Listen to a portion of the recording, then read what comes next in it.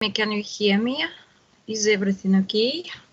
Please let me know by chat or by using microphone.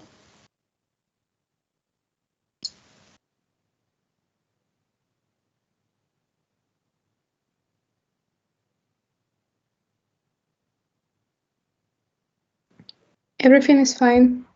Thank you very much. And now we will start our lecture number 4. And today we will start with we continue our discussion.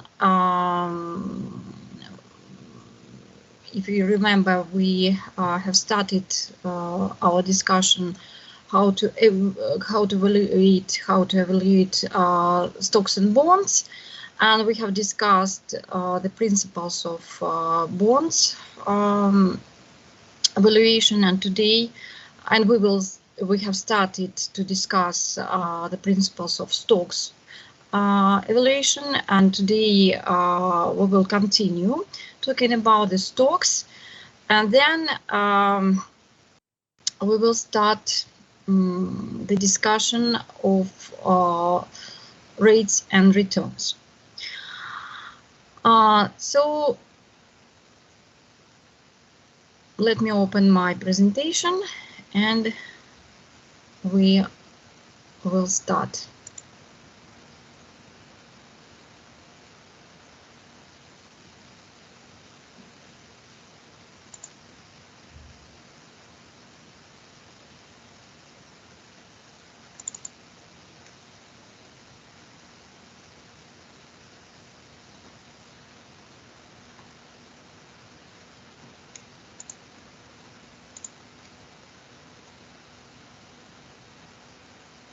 Okay, as you remember, on our first lectures, we have discussed the principles of corporate finance. We have discussed the financial investment and dividend payout decisions. We have discussed values, the present values, the future value, and the principles of calculating these values. And based on our knowledge about the values, we are discussing the principles of valuing bonds and stocks. And on our previous lectures, when we were making the feedback task about the net present values of projects and its impact on shareholders' wealth, you have answered correctly. Exactly, you have answered correctly on the question about the impact of positive net present values of projects on the shareholders' values. And it's true that if we have the project with positive NPV, it's always mean that it had a positive effect, positive impact on our shareholders' values. And if we are talking about the value in bonds and stocks, we will use the same principles of valuing bonds and stocks. The same, I mean, we will use present values, future values, the term future cash flows, free cash flows, in order to use it in formulas for valuing bonds and stocks. So, as you remember, on our final lecture, we have discussed basic terms: bonds, stocks, types of bonds, types of stocks. And then we have discussed the following terms: maturity date, yield, ratings, credit ratings. And then we have discussed the main principles of valuing bonds based on the present value of cash flows generated by the bond. And we have discussed that the main cash flows generated by the bonds are coupons are regular payments, and the final payment is called face or par value.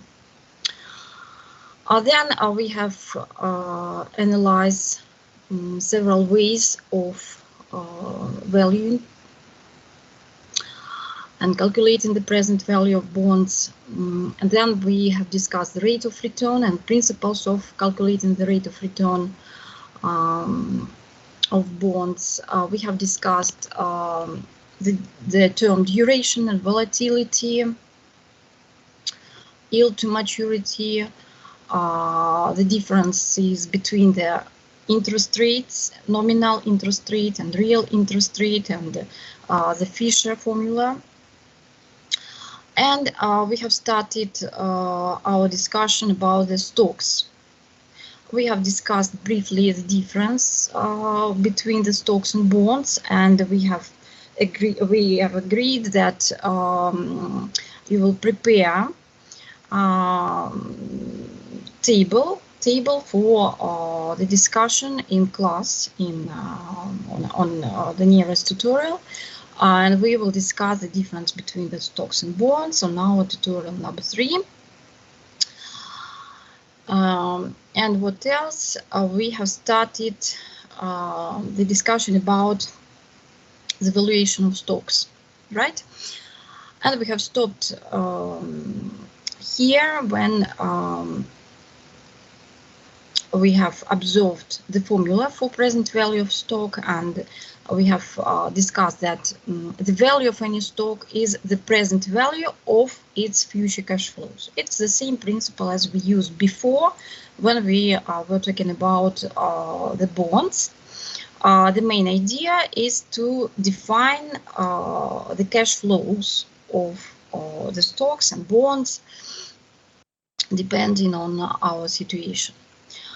And in the case of the stocks, we are working with the expected future dividends, and we use the discounted cash flow formula, and we have discussed the main principles of this future cash flow connected with the stocks.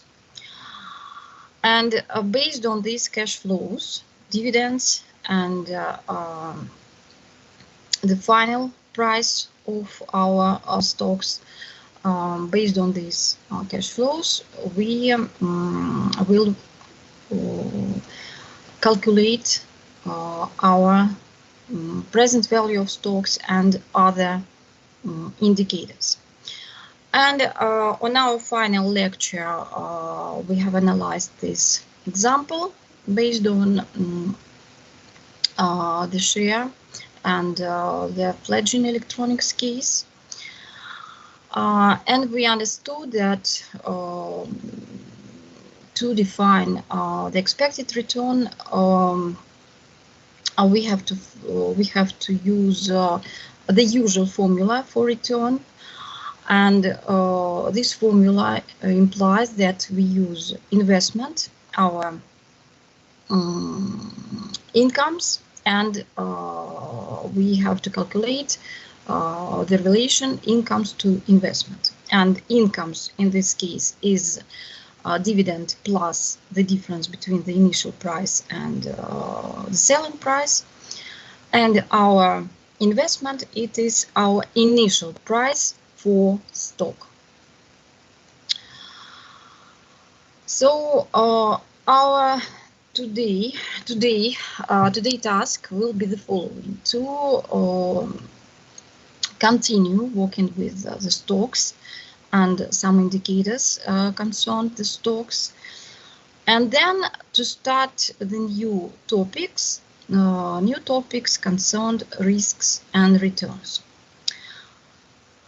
Let's continue our discussion concerning the stocks and some rates and some indicators connected with the stocks. So based on the principles of calculating the price for the stocks, we can calculate the following indicators. Market capitalization rate, and this indicator is also called the cost of equity capital. So regarding the market capitalization rate, this indicator can be estimated using the perpetuity formula. What does it mean? We use the cash flows of the stocks, and we know that the regular cash flows for the stock is dividend. Dividend, it is regular payment. Usually it's the same cash flows. And if we are talking about the rate or the rate of return, and the relation dividend to rate, it is it looks like the perpetuity formula, and we use this formula before when we are talking about the present values, and we use this formula when we work with the same cash flows. With the same cash flows, it means that we are getting the same cash flows during the certain period of time. So using this formula for capitalization rate, sometimes we need to take into account the growth. The growth, when we are talking about the different companies and the problem of business appraisal and business evaluation, sometimes we need to take into account that our cash flows can change during some period of time, and we need to take into account the changes in the company's growth. And that's why we need to take into account the different ways of valuing, different ways of stocks valuing. Sometimes we need to take into account the changes in the growth in the cash flows. So let's look at the general dividend discount model, and we use this general dividend discount model in our process of stock evaluation, when we need to evaluate the present value of the stock. So we need to use the regular cash flows. So dividend is the regular cash flows for the stocks, and we need to take into account the final price or selling price of our stock. It will be the final cash flow in our formula. The abbreviation H, time horizon for our investment, and the dividends as our regular cash flows, and rate of return. So it looks like the general formula for present values, and we used this formula before when we evaluated the present value of the bonds. We can modify a little bit this formula in order to separate our regular dividends and the regular cash flows and the final cash flow. And the final cash flow, it is our selling price. So it is our stock selling price. It is our final cash flow. So it is the same formula, but in modified way. Let's look at the example, and let's try to use this idea, this formula, and let's try to do it yourself. So The case is the following. Fledgling Electronics is forecasted to pay a $5 dividend at the end of year 1 and 5.50 dividend at the end of year 2. At the end of the second year, the stock will be sold for 121. If discount rate is 15%, what is the price of the stock? Firstly, please try to solve this task yourself. I give you 2-3 minutes, so we have a short cash flow, so 2 periods and the selling price, and you have all the figures for our discounted cash flow model. And let's try to solve this case yourself, and then we will check in 2-3 minutes. And you may use microphone, you may use chat box, you may share your solution, and I'll check your solution.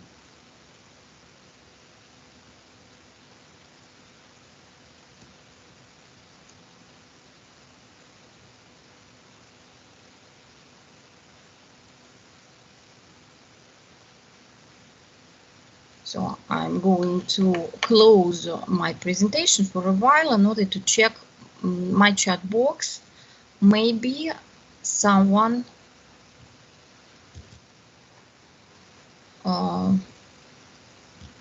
write your solution, your ideas.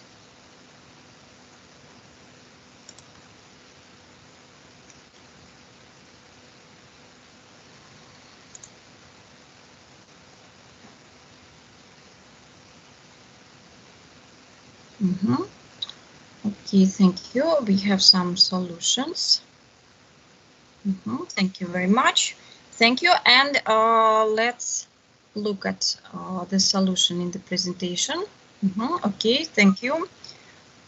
Thank you for participation. Thank you very much.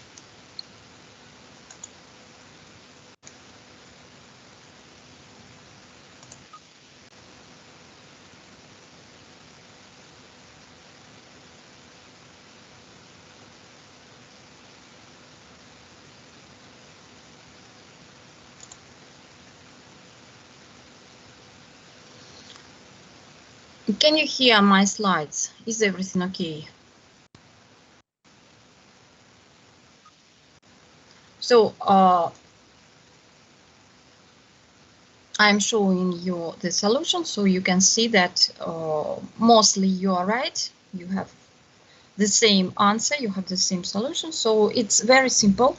Idea the same, we have the same idea, so it is a discounted cash flow model.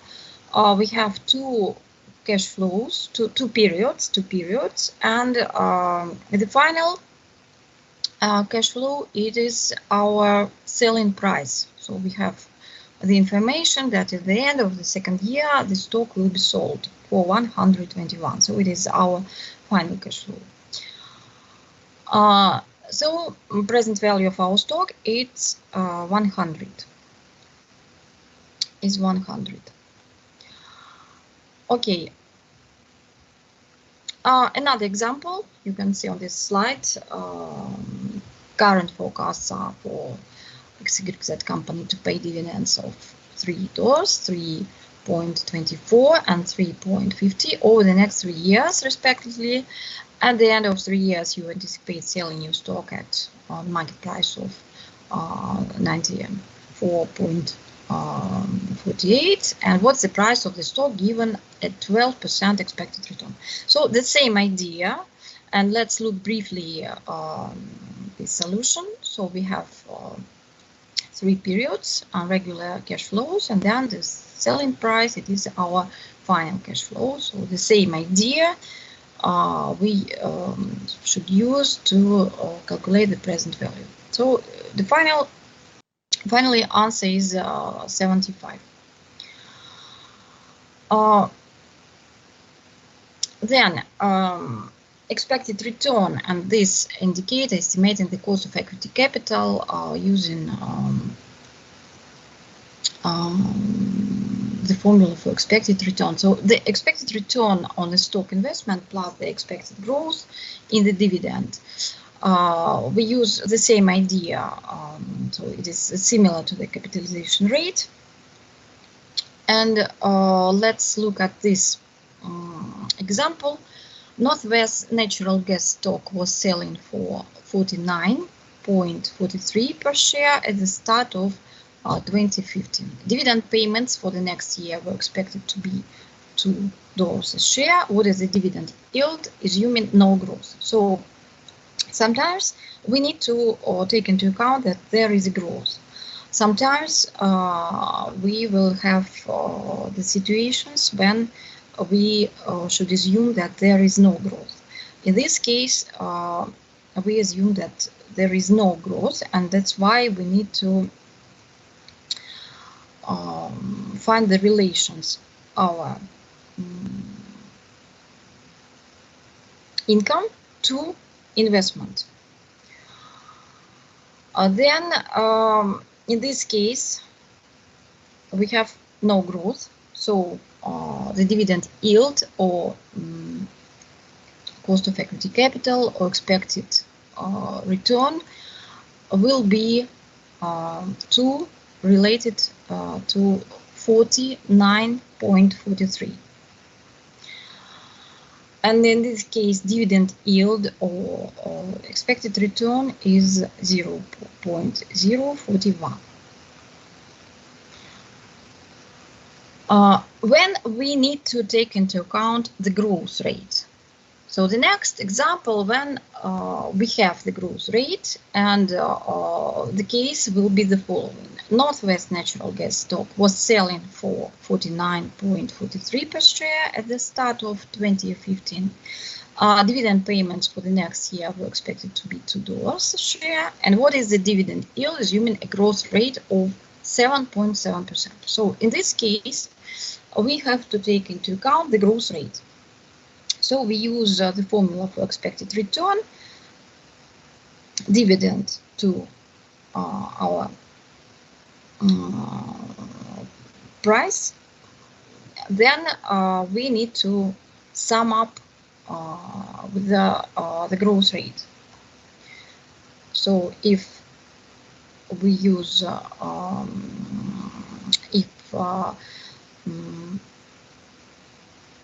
we look at our formulas, we need to use this one. So dividend to initial price plus growth rate.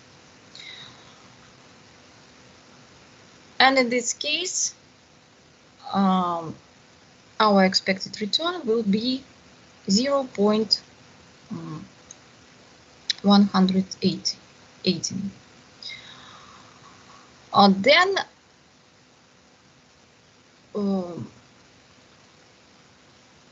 on this slide, I'll show you the different indicators of return that we can use in our practice of valuing, of stock valuing. So this is return measurements. These are return measurements. We can measure dividend yield, or we can use the formula for expected return with growth. Also, sometimes we can use the following measurement of return. It's called return on equity.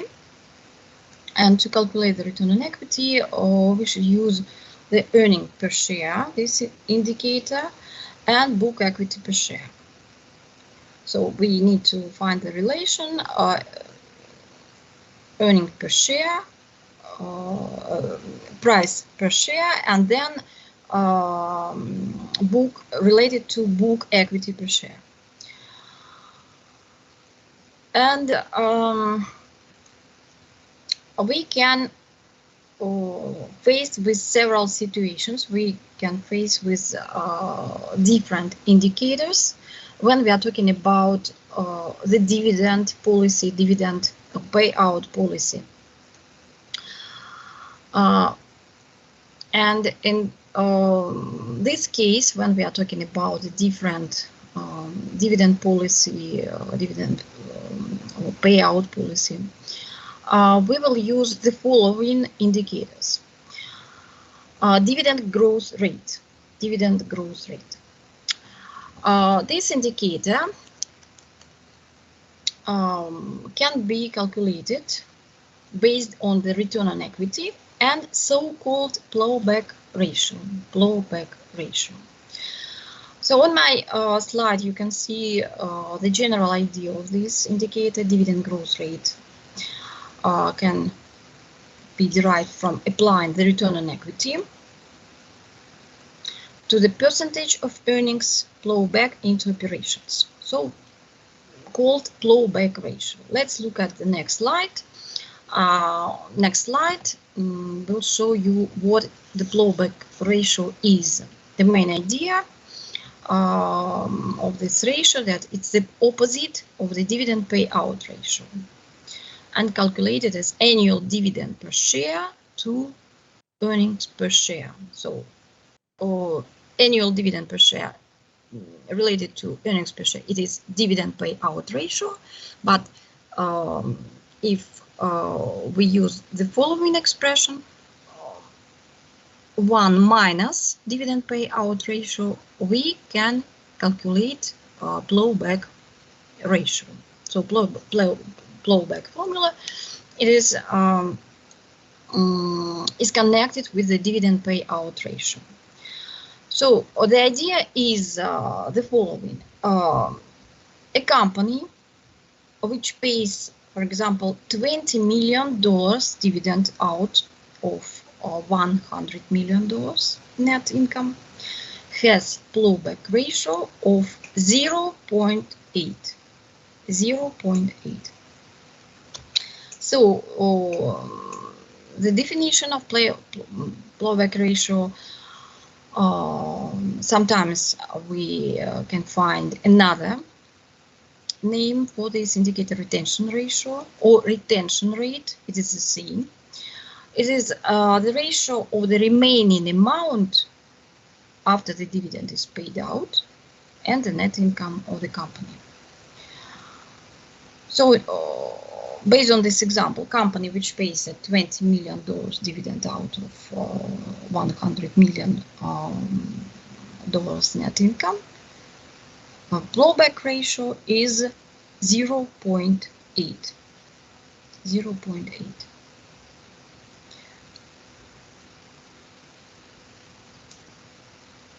Sometimes when we are talking about the business appraisal with constant or the same cash flows, and when we are talking about the companies which has no growth for certain period of time, we need to use the valuing, the formula for present valuing with the non-constant growth. So sometimes we need to use the valuing and formula for valuing with constant growth, but sometimes we need to take into account the situations when in some period of times we have to take into account the growth. And in this case, we need to use the formula for valuing non-constant growth. Let's look at this slide, and this slide demonstrates us to the situation when we have to use these cash flows, and we have to calculate the discounted cash flows, taking into account the non-constant growth. When in what type of cash flows we need to take into account this situation, non-constant growth? We use it in the final cash flows and you can see these final cash flows on my slide. This cash flow is connected with the final payment, or so-called selling price. And let's look at the example in order to understand the logic of using this formula for valuing the non-constant growth. Company produces dividends in 3 years, and we use the following cash flows: 0, then 0.31, 0.65. Then the dividend in year 4 is estimated to be 0.67 and should grow in perpetuity at 4%. Given a discount rate of 10%, what is the price of the stock? So we need to take into account this situation, and we need to take into account the non-constant growth, and we need to apply this formula for valuing the non-constant growth, and to evaluate the final cash flow, taking into account this obstacle, the discount rate of 10%, and we need to calculate the price of the stock, taking into account this condition, that the discount rate will be 10%, and the growth is 4%. So let's look at the formula, and let's look at the example. So the formula is the following one, and in our final cash flow, we need to take into account this situation, that we need to find the difference between the discount rate and our growth. Growth is 4% and the discount rate is 10%.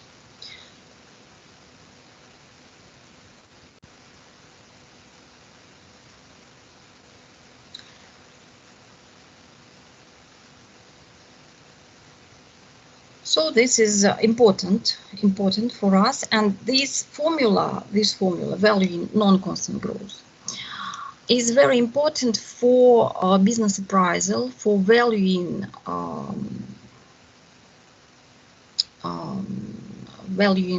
the cash flows of companies when we will talk about the business valuation. This formula will be very important for us, because we need to take into account the growth of our companies. So valuing non-constant growth is a very important formula, and please pay attention for these principles and for this idea, and for this simple case that demonstrates you the idea of valuing the non-constant growth. And then let's look at the example when we use our indicators connected with the dividend policy and the payout policy, and the peculiarities of different kind of dividend policies. Sometimes if firm elects to pay lower dividends and reinvest, the stock price may increase because future dividends may be higher. And for this, in these cases, we will use the payout ratio, plowback ratio. We have mentioned before these principles and formulas. And let's look at the application. Company forecast to pay 8.33 dividend next year. which represents 100% of its earnings. This will provide investors with 50% expected return. Instead, we decide to plow back 40% of the earnings at the firm's current return on equity of 25%. And what is the value of stock before and after the plowback decision? So we need to evaluate the stock price for these two periods, before plowback decisions and after, in order to evaluate this policy. And let's look at the principles of evaluating. Our company forecasts pay 8.33 dividends next year, and if we have no growth, so this is the first alternative, and the second alternative is to calculate the price with growth. If we have no growth, the formula will be the following one: our income to our expected return. And if we have to take into account growth, we need to find the difference between our expected return and the growth. So to find the growth, we need to multiply our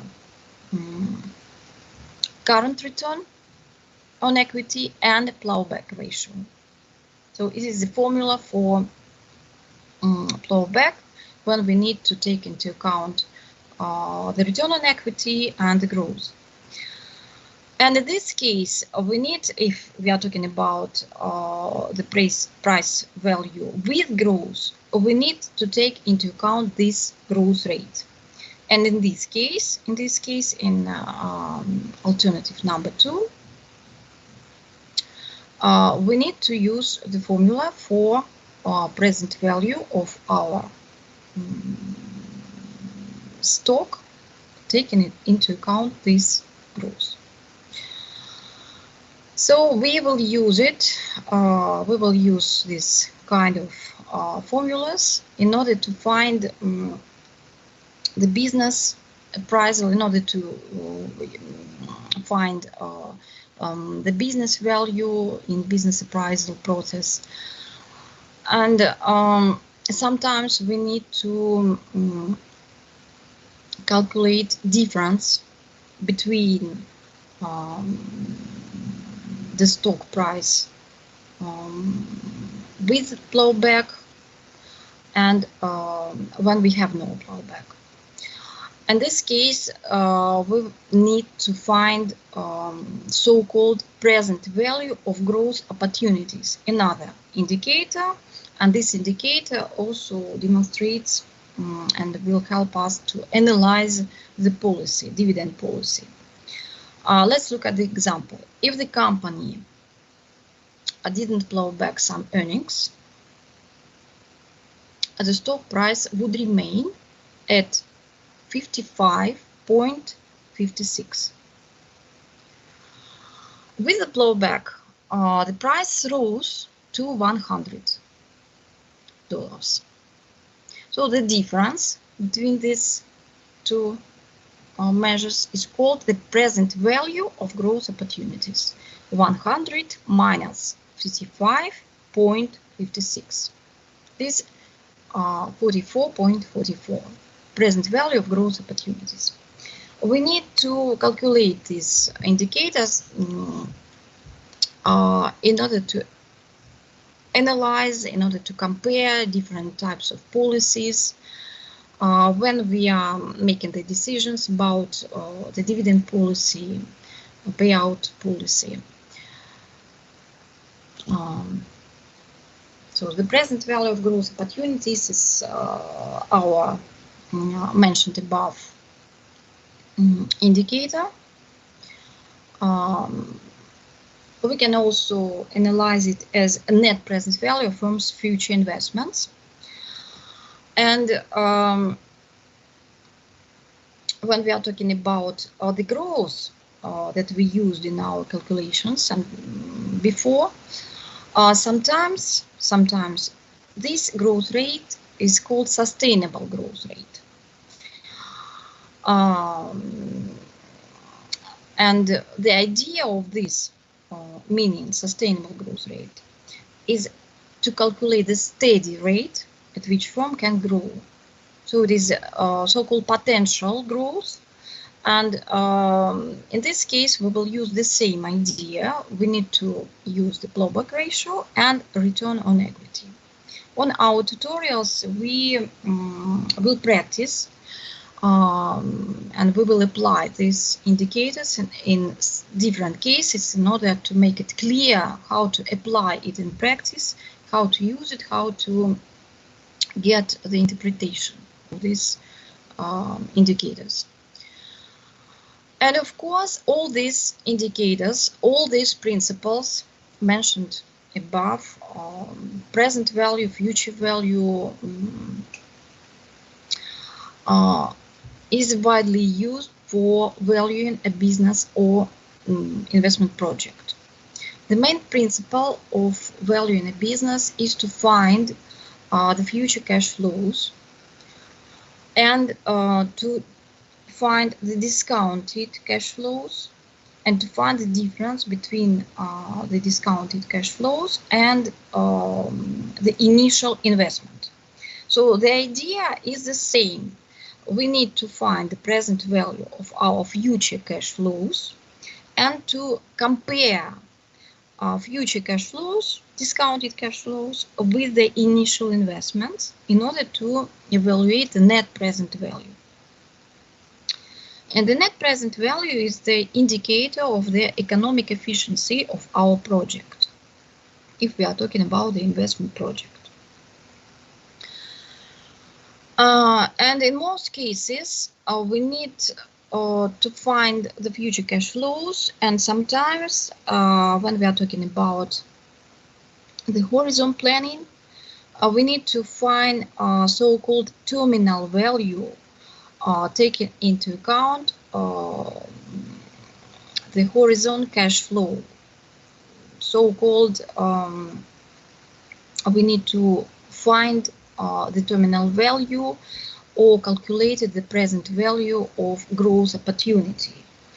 And this process is called valuation horizon. Our final cash flows in this idea of evaluating a horizon will be this so-called terminal value. And let's look at this way of presenting the process of valuing a business or project. So we need to find free cash flows or future cash flows. Then we need to find the discounted cash flows using the discount factor. And then we need to find the horizon value of our terminal cash flow. So let's look at the example. This example demonstrates the cash flows of the company. Then we can see on this slide, in this table, the cash flows, the asset value for the certain period, 10 years, earnings, investment, free cash flows, then asset value end of the year, return on assets, asset growth rate, earning growth rate from previous year. And what's required? Calculate the present value of near-term cash flows, present value, horizon value, and the total value of the firm when rate of return is 10% and growth rate 6%. So what is the principle of solution? What will be the main principle of the solution? So let's look at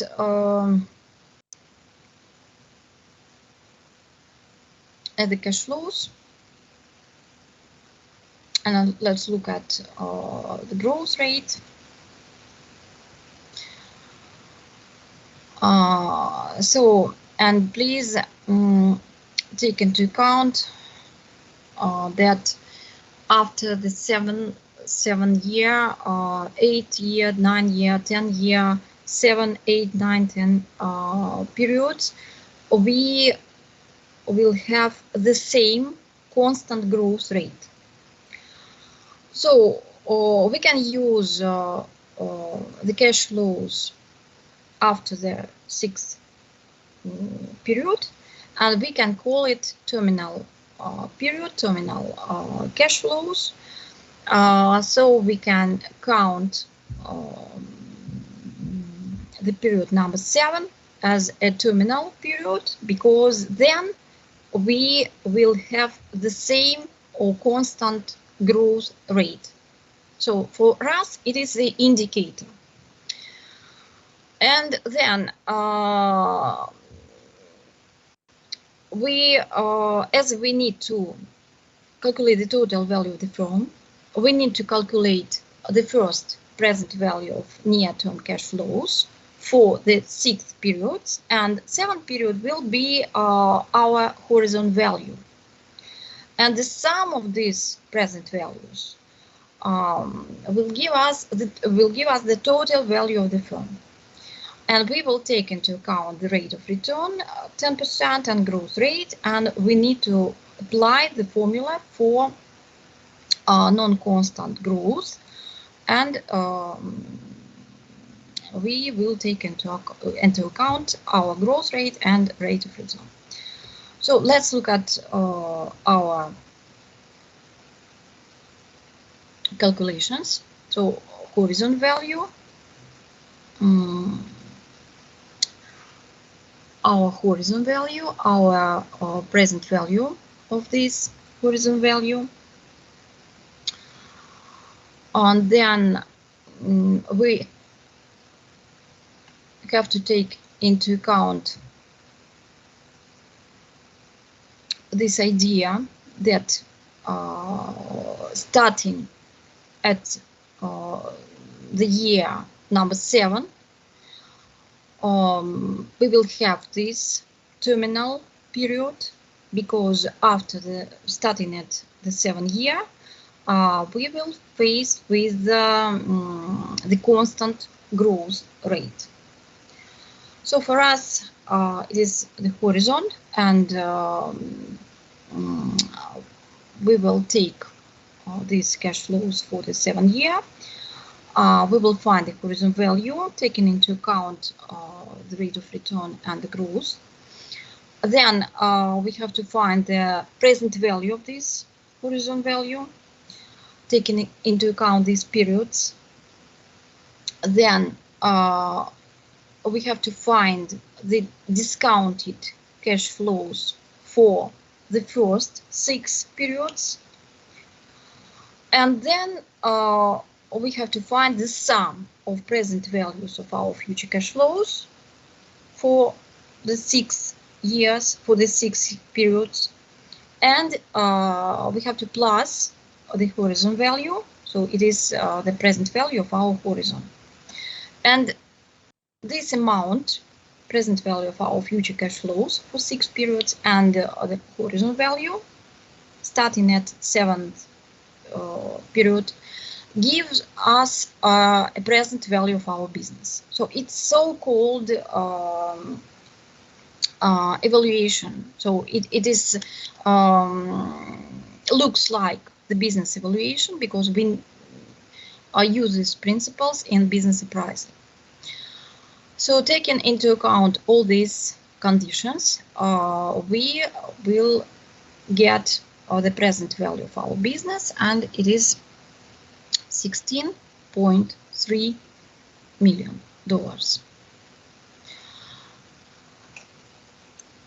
So please, as our next seminar number 3, will be dedicated to the stocks and bonds and valuing the stocks and bonds, I would like to repeat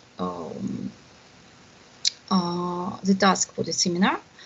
In groups, prepare different examples of technical defaults concern bonds. So please use Russian, foreign countries experience. And also prepare comparative table, bonds versus stocks. So compare bonds and stocks. Please find differences and maybe common common specifics and common things talking about the bonds and stocks. And we will discuss it in groups on the seminars, on our nearest seminar, seminar number 3. And also, please take into account the task of your professors based on the task that you have solved on our seminar number 1 and 2. Then let me move to our next topic. Our next topic, it is the start of the discussion about the returns and risks. Why I'm talking about the start that it will be the starting point, because as I know, some basic knowledge from the risk and return you have from your course, previous course, theory of finance. And let me open my presentation. And that's why my presentation is called basic theory, risk and return, basic theory, because I'd like to repeat something now, and I'd like to ask you to repeat this yourself. And of course, on our next lecture, we will discuss in details the application of risk and return. And to discuss the application, we need to repeat some basic knowledges. So I'd like to analyze briefly, and I'd like to discuss briefly the basic terms and basic knowledge from your previous course, theory of finance. And I'd like to ask you to repeat this yourself for our next tutorial number 4. And of course, on our nearest lecture, next lecture number 5, I'll give you some applications of risk and return based on this basic knowledge. So let's try to repeat something and to recall what do you know, what do you remember from your topic from the course of theory of finance, risk and return. So maybe you can recall something. What is the risk? What the risk is? How could we measure the risk? What are the main measures of the risk? What do you remember? What do you remember from your previous course, theory of finance? How could we measure the portfolio risk? What formulas could we use? What do you remember? So let's stop the demonstration. I know that you could write something in the chat box, maybe in microphone. You may use a microphone if you want. So what do you remember? What the risk is? What are the main measuring? What are the main principles of measuring the risks? Maybe some theories, formulas. So any information that you could recall now. Volatility, one of the measurement of the risk. Okay, and what CAPM model? Okay, thank you. So it's interesting. What do you remember how could we calculate the risk?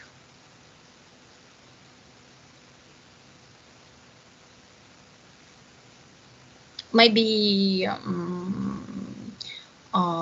you can recall from okay, portfolio risk, rate of return, portfolio rate of return, okay, variance, thank you very much. So very good that you remember that variance and deviation, standard deviation, okay, standard deviation. Of course, when we are talking about the risk, we will use a lot of statistics, standard deviation as volatility, variance. Okay, thank you very much. So it's very good, excellent that you remember a lot from your previous course, and it's a good base for our discussion.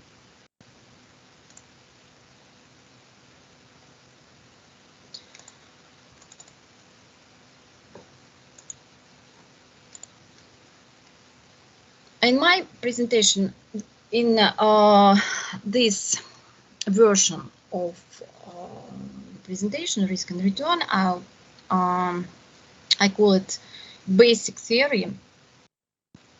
I try to analyze really basic theory, basic knowledges, and I hope that you know it well. And I'd like to recall with you this basics of risk theory, measuring risk. When we are talking about the measurement, of course, we are talking about the variance, standard deviation. So the variance is average value squared deviation from mean and measure of volatility, and the same about the standard deviation, we use it to measure the risk. And in Bradley-Myers, in the relevant chapters, when we start the discussion about the risk, he gave you a very simple example, a basic example, and this example you can find in every chapter and in each textbook and relevant chapters dedicated to the risk. So in Bradley-Myers you can find the following example. So suppose that you are offered a chance to play in a game. You start by investing $100 and you have 2 coins, then 2 coins are flipped, and for each head that comes up you get back your starting balance plus 20%, and for each tail that comes up you get back your starting balance less 10%. So 4 equally likely outcomes. So you can see it on my slide: head plus head, head plus tail, tail plus head, tail plus tail. And your gains, you can see the gain: 40%, 10%, 10%, 20%. So there is a chance of 1 in 4 or 0.25 that you will make 40%, a chance 2 in 4 or 0.5 that you will make 10%, a chance 1 in 4 then, or 0.25 that you will lose 20%, and the game's expected return is a weighted average of a possible outcomes. So expected return is plus 10%. Then we will have the following table. So coin toss game, calculating variance and standard deviation. And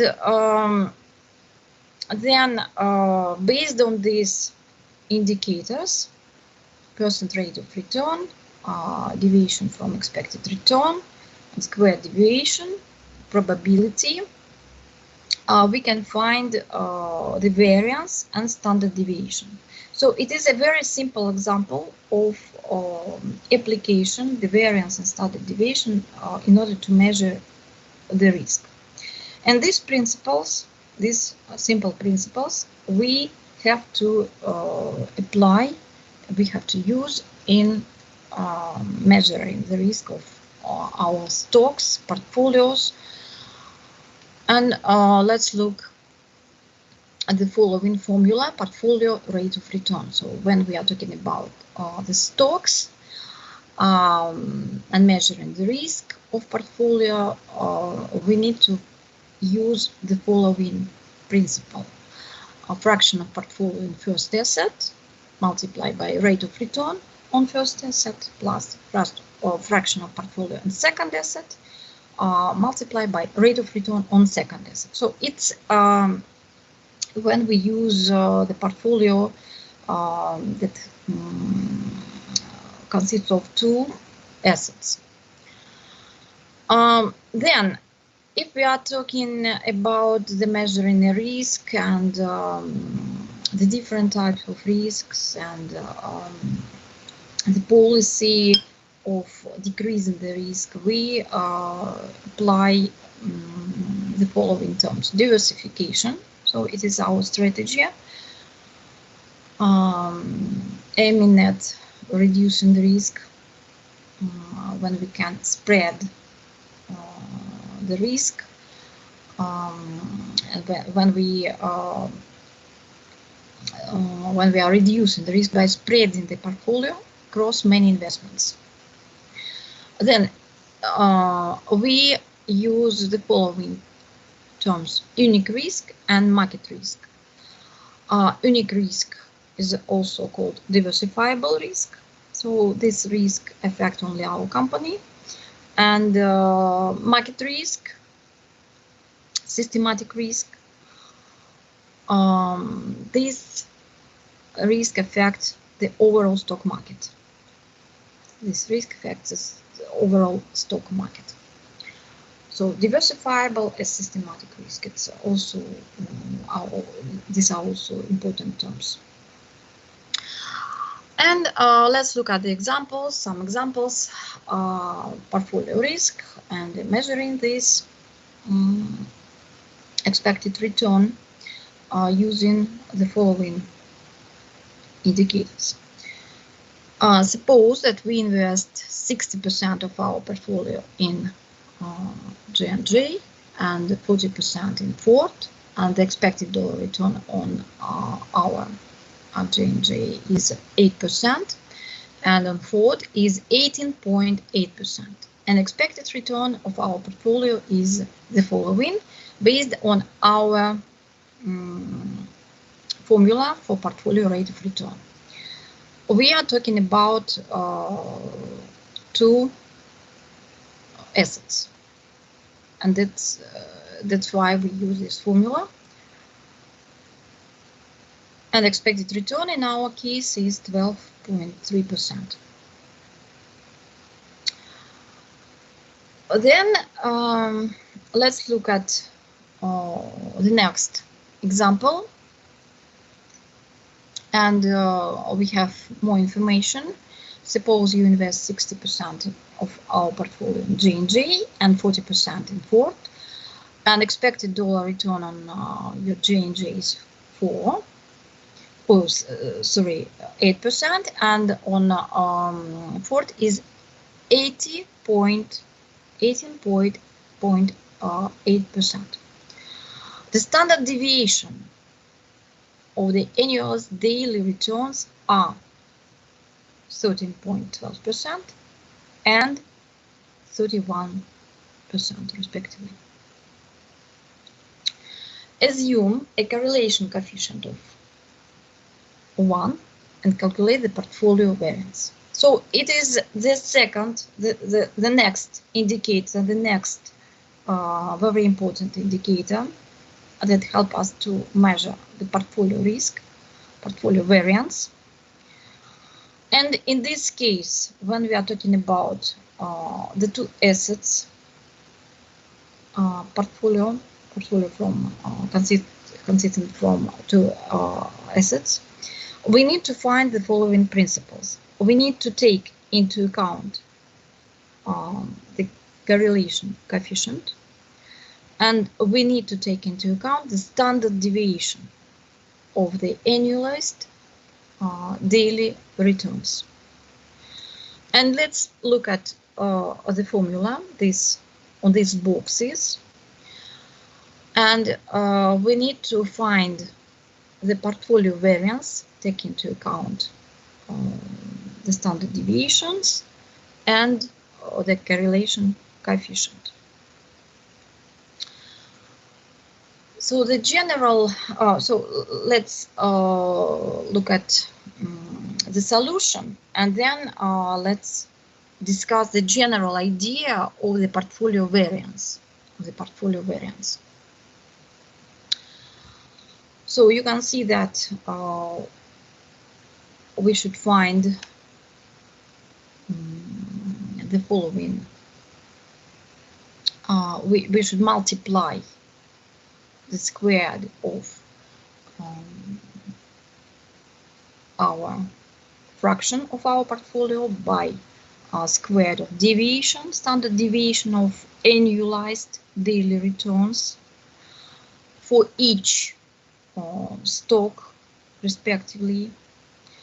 And also we need to take into account the correlation coefficient, and we need to find the following expression. We need to multiply the fractions of our portfolio by the correlation coefficient 1 and by deviation, standard deviations. And if we are talking about the two assets models, we can see that it is the same. We have to we have to take into account the expression 0.4 multiplied by 0.6. It is the fraction of our portfolio for the stock G&J and for the Ford. Then we have to multiply by correlation coefficient 1. Then we have to multiply all this by the standard deviation of the annualized daily returns. That is 13.2% and 31.0% respectively for each stock. And this is the same for the Ford and G&G. So the general formula for our portfolio variance is the following one. So expected return, it is very simple because it's based on the term expected value or math expectation if you are talking about the statistics and math, and portfolio variance. So the general formula for portfolio variance, it is the following one. So the fraction, the squarized fraction of each stock in portfolio multiplied by standard deviation of annualized daily return squarized, so for each asset, and plus double of this element, fraction of each portfolio in our fraction of each asset, sorry, in our portfolio, multiplied by correlation coefficient and multiplied by standard deviation of each annualized daily price according to our annualized daily returns according to our case. The final solution is the following one. Portfolio variance is 410 12.90, and standard deviation is 20.3%.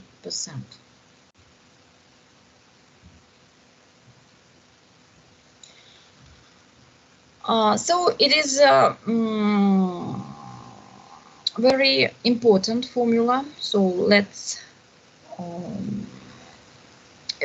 we will practice it on our tutorials, of course. And let's look at the next example when we change a little bit the correlation coefficient. And we have the same stocks, we have the same assets, we have the same portfolio, but we change a little bit the correlation coefficient. And now the correlation coefficient is 0.019. And in this case, when we use the new figure for correlation coefficient and we use the same idea, we have the same formula for portfolio variance, because we need to apply this formula for two assets. But standard deviation is 15.9% and the portfolio variance is 253.8. So standard deviation is less than we had before.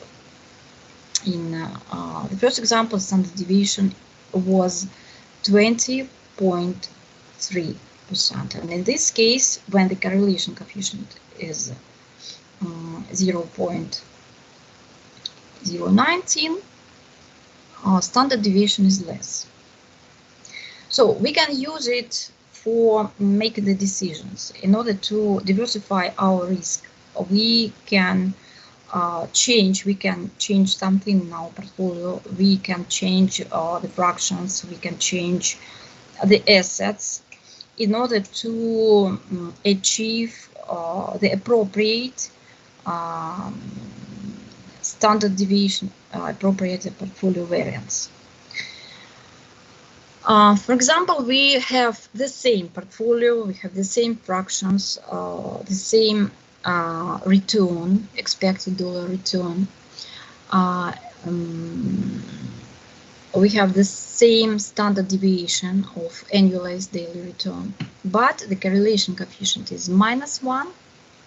And in this case, when the correlation coefficient is -1, the portfolio variance will be 12.1 and standard deviation is 4.5%.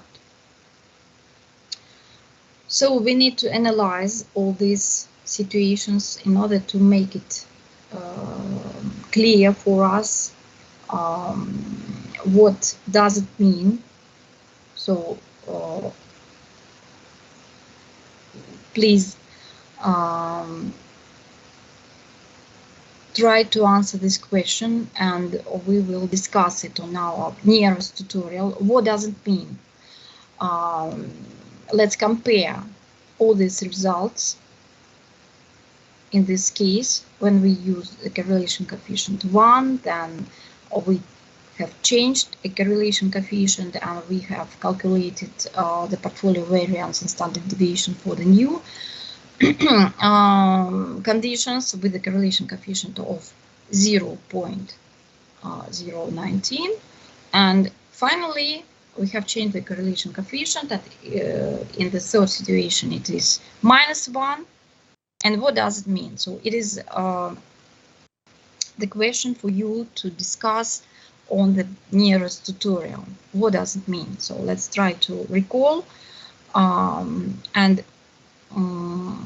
we will try to answer it on our next lecture and on our next tutorial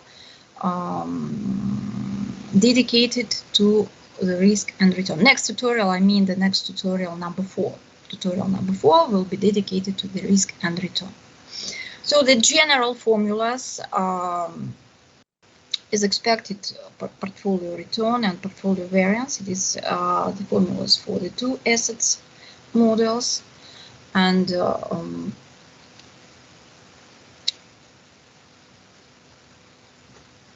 please take it into account and try to recall it again.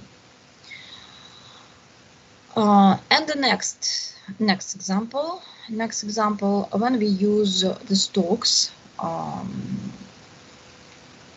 with the correlation coefficient 0.4, we know the fraction of portfolio for ABC and big corporations. For ABC 60 and for big corporations 40, and average return. So we use the average return. Then we know the standard deviation, and if we are talking about the portfolio, of course, for us, it's important to know the portfolio, standard deviation for portfolio, and then we need to find the risk of portfolio. So we need to find the same indicators, expected portfolio return and portfolio variance. But in this case, we use these figures in order to make the investment decisions about the reducing a risk of portfolio. And our next action is to add the new stock to our portfolio. And in this example will demonstrate us how to calculate the portfolio risk and how to calculate the new portfolio risk in this situation, and how to analyze this new situation and the impact of the new stock. So the main idea is to demonstrate the effect of diversification. So let's add the new stock in our portfolio, and if we recalculate all the indicators, expected return and risk of portfolio, we will get the new figures for return and standard deviation of portfolio risk. So in the new situation, we can note that we have higher return and lower risk. So we can see the effect of diversification. So the idea is to apply all these formulas, expected portfolio return and portfolio variance, to make the investment decision, to make the decision about the risk diversification. And if this case showed us that if we use a new stock, that we can reduce the risk because of this diversification effect of diversification. So as 1 minute left, I'd like to tell you about the preparation for the seminar number 4. Our seminar number 4 will be dedicated to risk and return, and our next lecture will be dedicated to risk and return again. So please, for the seminar number 4, read relevant chapters from the textbook, recall all the information you know from your previous course, Theory of Finance, about the risk and return, and try to prepare the home task for the discussion in the class based on the lecture number 4 and the lecture number 5. And what does it mean, the task for the seminar number 4? So let's try to calculate the number of indicators daily return, expected daily return, estimate risk, using the relevant formulas for these stocks and this portfolio. So let's try to do it yourself in groups at home, and then on the nearest seminar we will discuss it and we will calculate it together. And of course we will discuss it, and we will we'll make it clear for you, and we will try to make a peer review and so on. So let's try to do it yourself. You can find this presentation in your MS Team in the special folder. And if you have any questions now, I'm ready to answer. And next time, on the next lecture, we will continue working with this topic, risk and return. And please look through this presentation and look at your materials that you can, maybe you have ones from your previous course, in order to recall something and recall the base knowledge, the basic knowledge from this topic.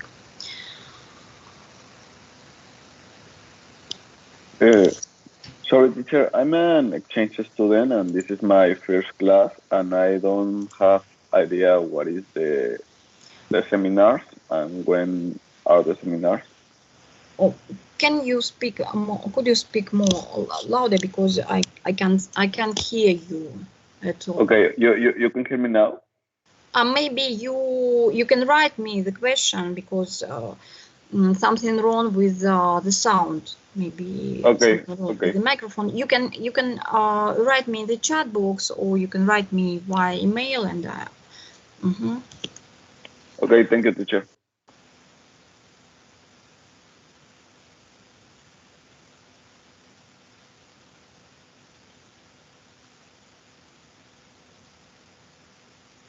I'm sorry. Okay, if you have no questions.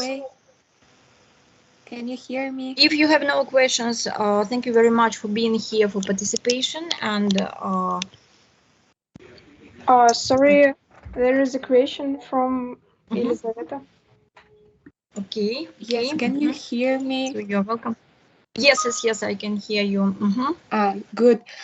My group had only one tutorial, and I wanted to ask what exactly should we do for the second one, because as I understood, this comparing tables task is for the third tutorial, and you also gave a task for the fourth tutorial. Yes, because we have yes. If you are from the group number 193, yes, it's my seminar group. So we have two tutorials for the topic number 1, for the lecture number 1, for the lecture number 2. And the home task for you, I can repeat via email your home task. It's connected with some cases from our presentation for the topic number 1 and 2. And for these seminars, because we have doubled seminar, we can, so we have to prepare, you have to prepare for the topics number 3 and 4. 3 and 4. So for you, the task will be the following. You have to prepare for the discussion about the stocks and bonds based on the table, and you have to prepare the discussion about the defaults, technical defaults. So I can repeat this task for you via email in order to make it clear for you. So your situation is a specific one because you have to double seminar. You have to double. Elizaveta Igorevna, yes, thank you very much. Yes, for my groups, I would repeat that whatever Elizaveta Igorevna says, it's for everybody. So she had joint groups, joint seminars, but once in 2 weeks. We have one by one seminar, but one each week, except these weeks, this period. So according to the schedule, but the tasks will be the same. Да. Okay. Yes. So just don't. Yeah. Okay. So dear students, just follow the instructions and you will succeed. Yes. Thank you very much. And Rodriguez, I'm exchange student. This is my first class, so I want to ask you about the seminar. Okay, Rodriguez, and can you write me via email, and I'll specify the home task for you. Okay, because and please specify in the letter what group number do you have. So I hope that the international department will distribute you and will put you in the certain group, and you have the group